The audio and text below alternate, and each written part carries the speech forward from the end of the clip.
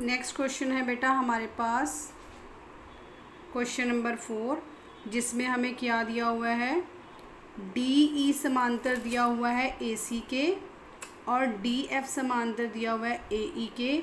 हमें प्रूव करना है बी एफ बटे F E is equal to B E बटे ई सी। तो ये भी वैसा ही है, थर्ड क्वेश्चन जैसा ही। देखिए यहाँ पे मैंने डायग्राम बनाया हुआ है।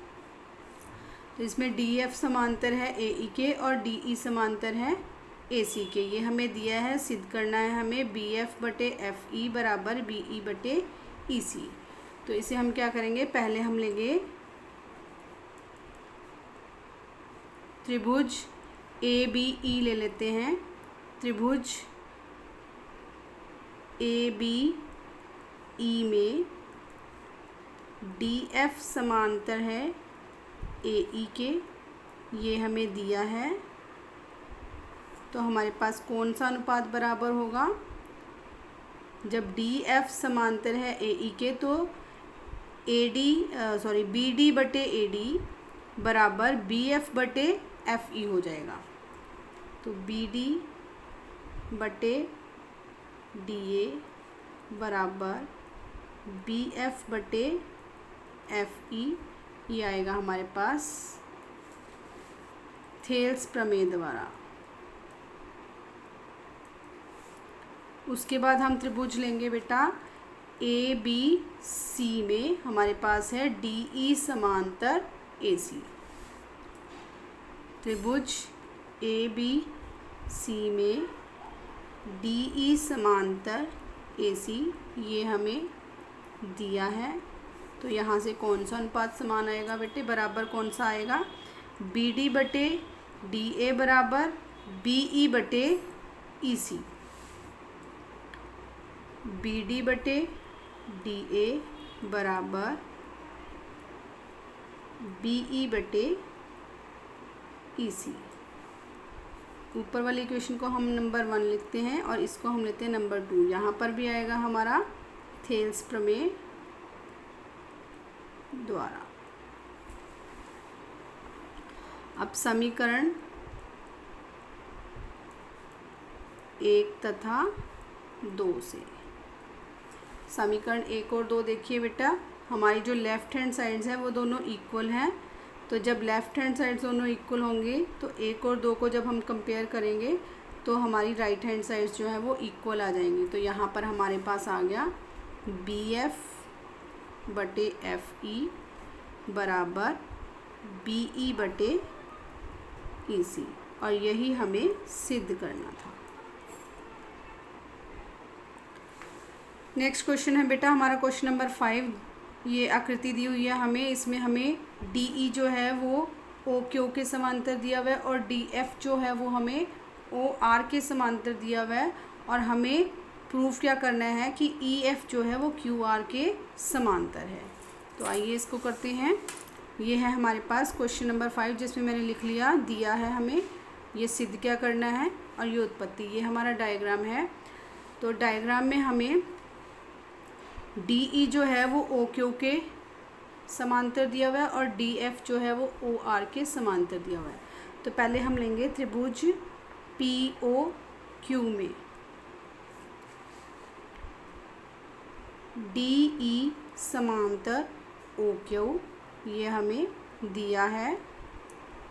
तो हमारे पास कौन से अनुपात बराबर आएंगे, पी ई बटे ई क्यू बराबर पी डी बटे डी ओ। तो यहाँ पर हम लिखेंगे पी ई बटे ई क्यू बराबर पी डी बटे डी ओ, ये हमारा थेल्स प्रमेय द्वारा। समीकरण नंबर 1। उसके बाद हमें दिया हुआ है ये वाले त्रिभुज में डी एफ जो है वो ओ आर के समांतर है। तो त्रिभुज पी ओ आर में डी एफ समांतर है ओ आर। तो यहाँ पे है, ये दिया है। तो हमारे पास कौन से अनुपात बराबर आएंगे, पी एफ बटे F R is equal to P D बटे डी।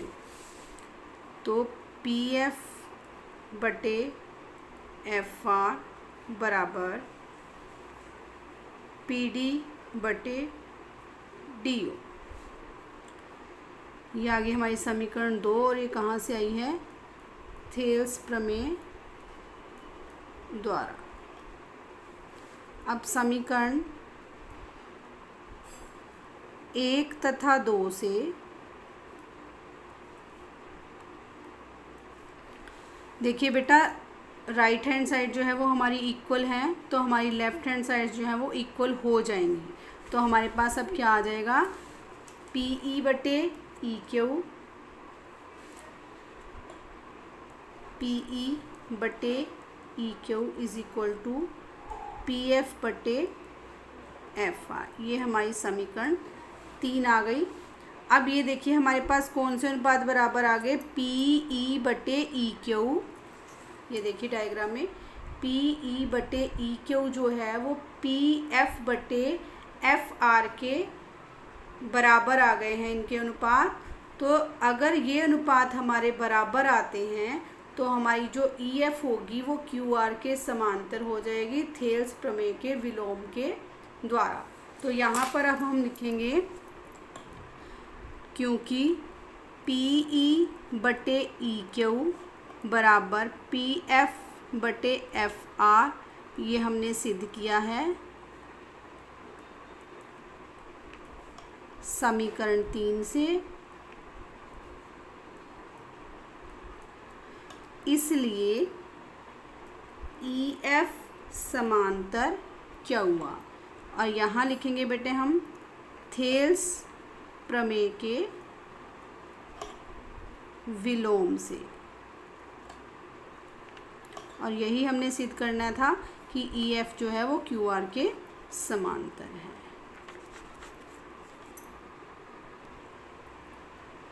नेक्स्ट है बेटा हमारा क्वेश्चन नंबर 6। इसमें हमारा ये डायग्राम दिया हुआ है। इसमें हमें ए बी जो है वो पी क्यू के समांतर दी हुई है और ए सी जो है वो पी आर के समांतर दी हुई है। हमें दिखाना क्या है कि बी सी जो है वो क्यू आर के समांतर है। तो यहाँ पर हमें ये डायग्राम बना हुआ है, ये दिया हुआ है ए बी समांतर पी क्यू और ए सी समांतर पी आर, और सिद्ध करना है बी सी समांतर क्यू आर। तो देखिए पहले हम लेंगे इसमें त्रिभुज ओ पी क्यू। त्रिभुज ओ पी क्यू में ए बी समांतर पी क्यू ये हमें दिया है। तो यहाँ से कौन सा अनुपात बराबर आएगा हमारे पास? ओ ए बटे ओ पी बराबर ओ बी बटे बी क्यू। तो यहाँ लिखेंगे ओ ए बटे ए पी बराबर ओ बी बटे बी क्यू थेल्स प्रमेय द्वारा।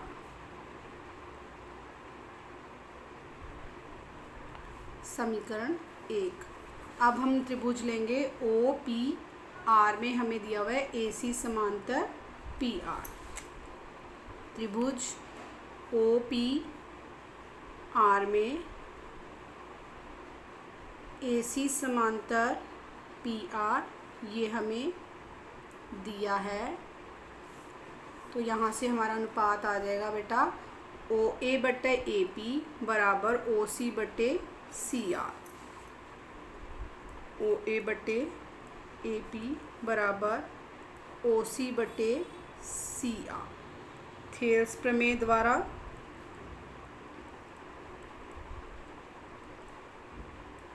समीकरण नंबर 2।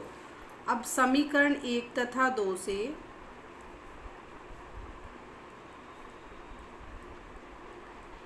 क्या हो जाएगा बेटा? हमारी जो लेफ्ट हैंड साइड से देखिए दोनों बराबर हैं, ओ ए बटे ए पी, ओ ए बटे ए पी। तो अब हमारी राइट हैंड साइड्स जो हैं वो इक्वल हो जाएंगी। तो यहाँ हम लिखेंगे ओ बी बटे पी क्यू बराबर ओ सी बटे सी आर। ये समीकरण नंबर 3।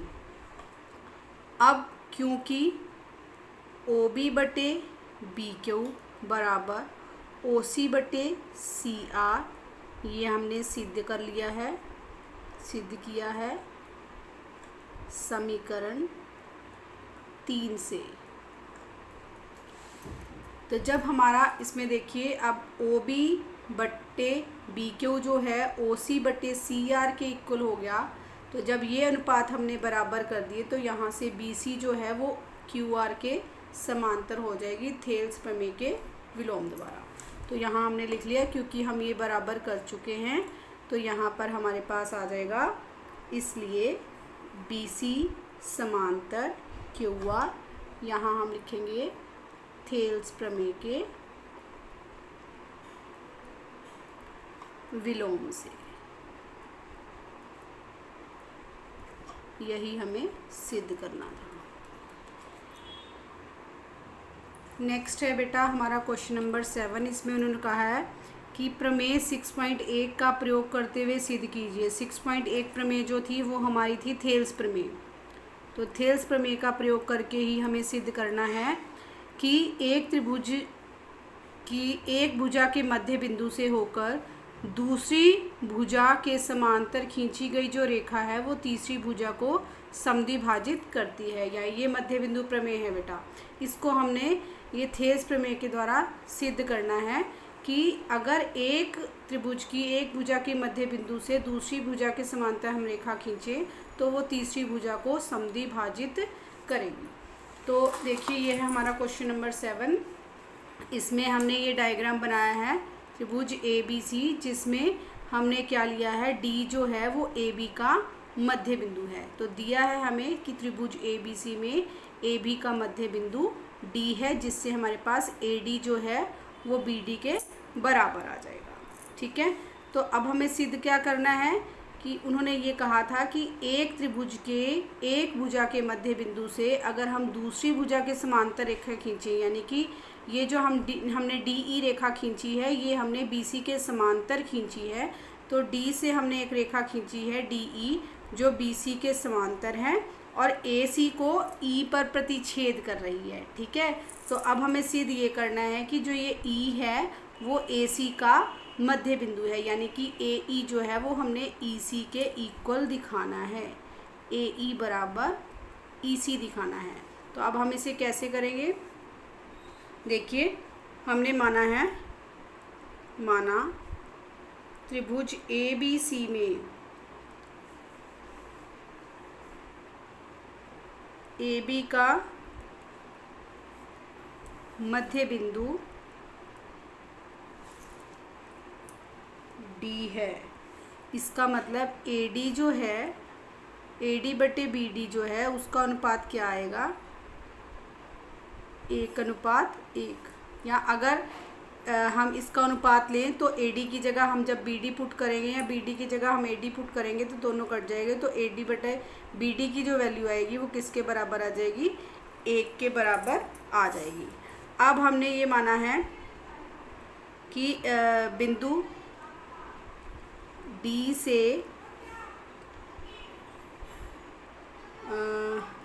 से एक रेखा BC के समांतर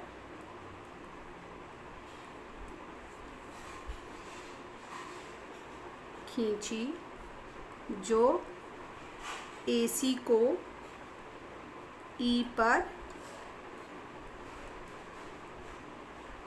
प्रतिच्छेद करती है।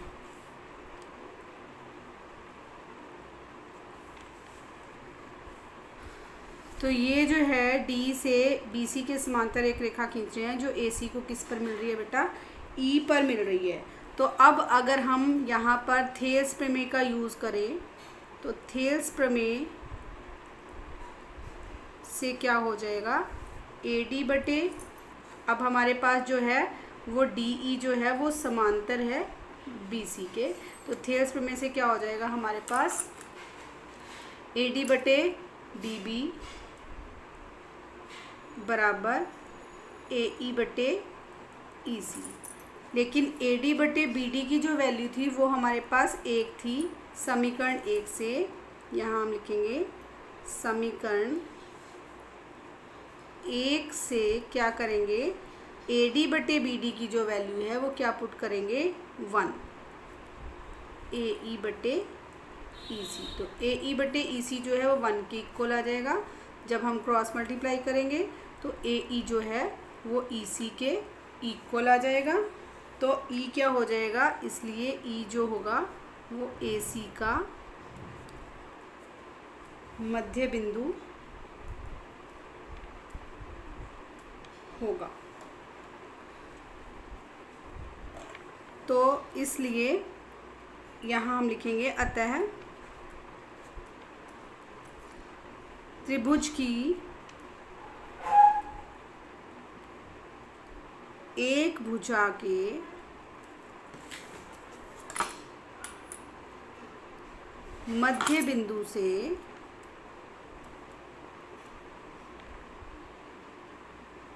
होकर जाने वाली दूसरी भुजा के समांतर खींची गई रेखा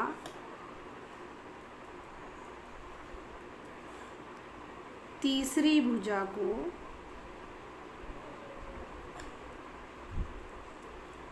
समद्विभाजित करती है।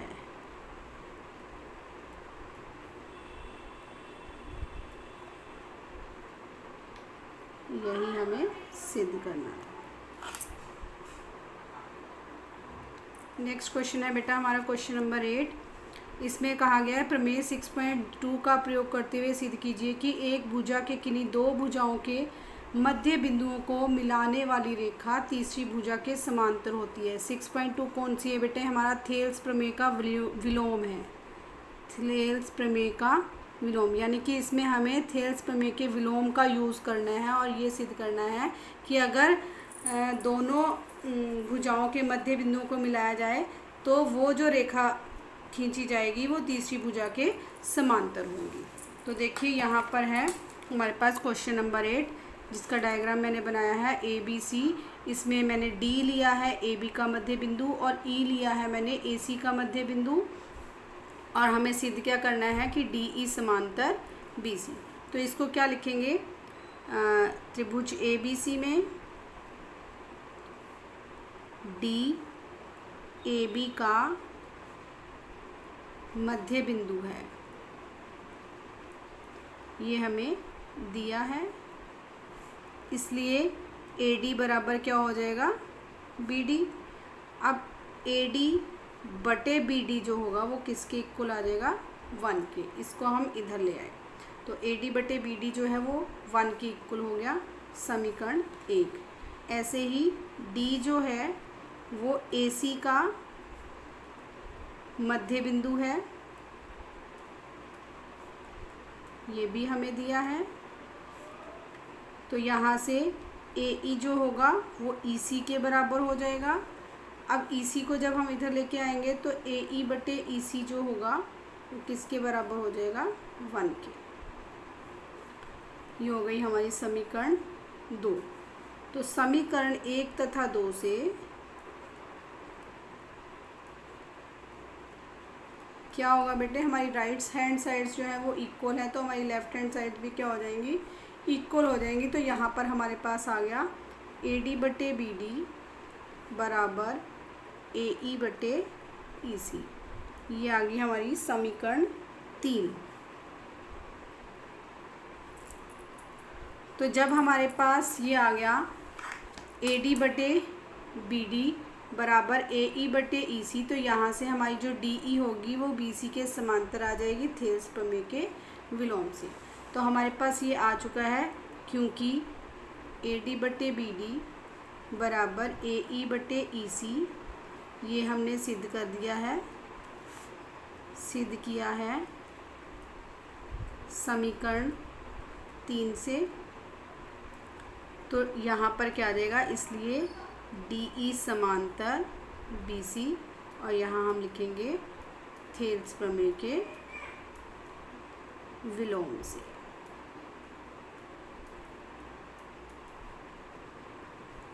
यही हमें प्रूव करना था बेटा, इसमें हमें यूज़ करनी थी थेल्स प्रमेय का विलोम।